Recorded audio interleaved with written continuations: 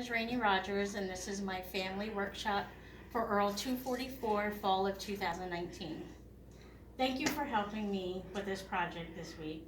Um, I took notice that on your worksheet that you filled out for me, one of the things that you were interested in was storytelling, and you can do it for me, okay? So today I have come up with some ideas, and then I'm going to show you just some ideas that you can do with any child, doesn't matter how big or small they are. One of the first things I want to show you is a felt board project. You want to have the book, and here are some pieces that I need that you can attach to the felt board, and all these pieces have, you still going? Okay. Have all the animals that are within this book. Oh, cute. So when you get to the page, that each one, like this is obviously, his name is Zomo. Okay.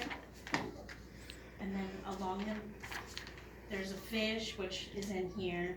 Like I said, every animal that's in this book is actually in this pile. Okay. So as you're reading it, you can just put the animal up on the felt board, and then that way you can show them like more, instead of just in the book, you can actually show them more, and you can actually get them interacting and have them put it up on the felt board. Okay. Okay, so that's one way.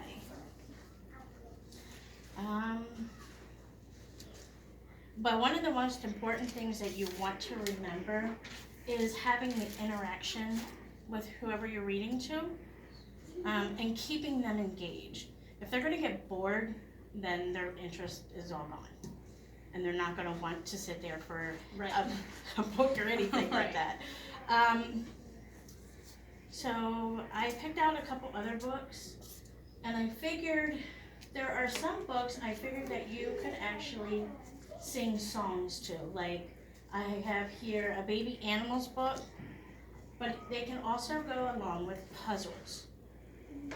I guess the first song that actually comes to mind is Old MacDonald, because then you can let them, you can actually take these out, and then once you go and have them, whatever animal that you decide, you can have them repeat the sounds. Okay. And then ask them to find the animal and then just put it in here. Okay. Okay, I figured that would be a good way. Yeah. And not only on a farm, but here's one about insects and birds.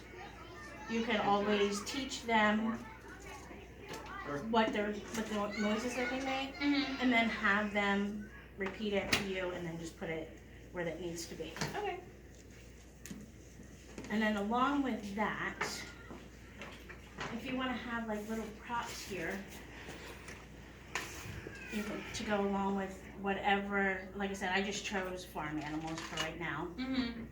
But you can also have these set out to let them choose what they want to, like what they would like want to hear their sounds, or you can teach them the words. Okay. Okay. And you can do this with any book, like that you would want to read, as long as you have like little animals. Like I also have cars here. Okay. And then with the cars, I actually picked out, because there's trucks in there, there's a firehouse book, and then there's one just about cars. And then, like I said, here's one with the reading, the wheels on the bus, Okay. and the singing. So there's those. You can actually tell the children or your child, whoever you're reading to, like a story that you liked as a child, and you can like get real excited about it and just be like, okay, you can use different voices, just to get them more interactive with it. You can also use like finger puppets. You can act out the characters. You can also do like almost like dramatic play, where you can have them dress up as the character. Oh yeah. and then you guys could just do like an adventure. Mhm. This would actually work good with like something like a treasure hunt. If you would plan it prior, Mhm. and then you can just hide different things, and then as you're reading the book, you can be like, hey, can you go find this for me? Right. Yeah, that's cute. One other thing that you could actually do is, this is more geared towards like the older children, but you can have Play-Doh.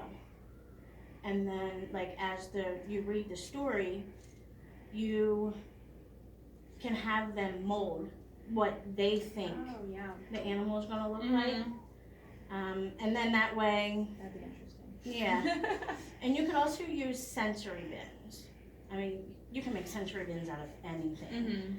Mhm. And it would just go with whatever book that you're reading, Mhm. just for them to play in. Like And the corn for this one and stuff. yeah. And then one really cute idea that I saw when I was doing research for the project is for a younger child, get a big cardboard box, Mhm. and they had cars and trucks and just like outside things like buildings and all that. Mhm. And what they did was they drew a kind of like a roadway, Oh, and the then box. let them play in, like it was a big box. Yeah. Right. And so they were able to just play in there. Oh, that's cool. Yeah, so I figured that would go along with like your Mhm. transportation. Yeah. Creating games while you're reading. You can make up your own stories. And then one of the things I also did, like for the older children,